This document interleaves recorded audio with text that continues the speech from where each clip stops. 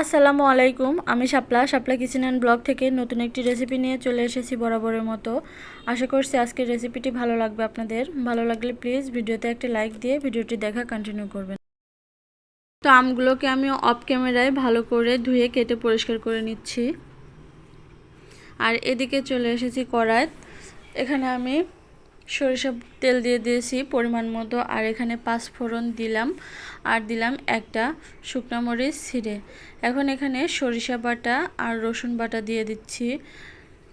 এটা পরিমাণ মতো দিয়ে দেবেন আপনারা, আপনাদের আম বুঝে পরিমাণ মতো দিয়ে দেবেন। তারপর এর মধ্যে আমগুলো দিয়ে দিলাম, আগে থেকে কেটে ধুয়ে পরিষ্কার করে রেখেছিলাম। তো আমগুলো একটু নাড়াচাড়া হয়ে গেলে আমি এর মধ্যে দিয়ে দেব লবণ আর হলুদের গুঁড়ো। আর আপনারা যদি ঝালটা একটু বেশি খেতে চান তাহলে এখানে ঝালেরটাও দিয়ে দিবেন। আমি এখানে ঝাল দিব না।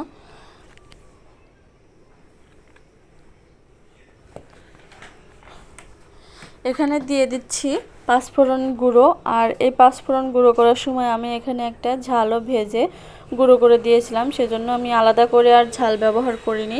আপনারা চাইলে শুকনো মরিচের গুঁড়ো এখানে দিয়ে দিতে পারেন।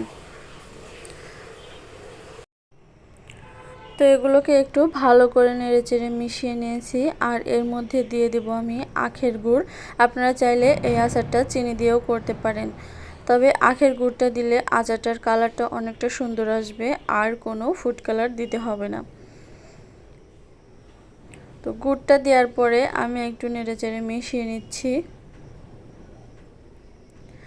আর এটাকে সিদ্ধ না হওয়া পর্যন্ত এভাবেই এখন নেড়েচেড়ে যেতে হবে।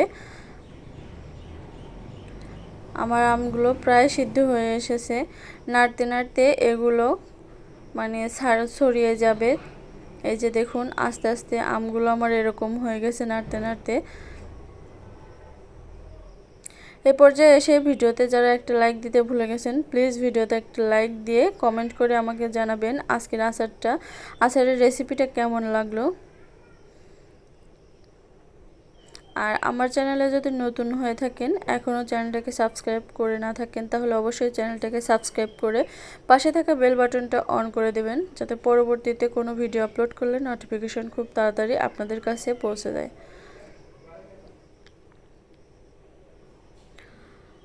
তো দেখতেই পাচ্ছেন আচারটা আমার হয়ে গেছে। এখন আমি নামিয়ে পরিবেশন করে নিচ্ছি। এই যে দেখুন, আচারটা কিন্তু অনেকটা লোভনীয় হয়েছে। জানি না ক্যামেরায় কতটুকু কি বোঝা যাচ্ছে, তবে এই আচারটা কিন্তু খেতে অসাধারণ লাগে। আপনারা বাসায় অবশ্যই ট্রাই করবেন। দেখতেই পাচ্ছেন আচারটা কতটা লোভনীয় হয়েছে।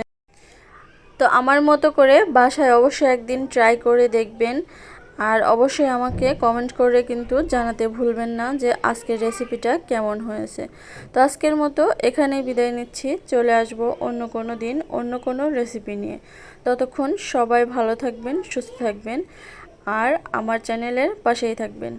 সো আল্লাহ হাফেজ।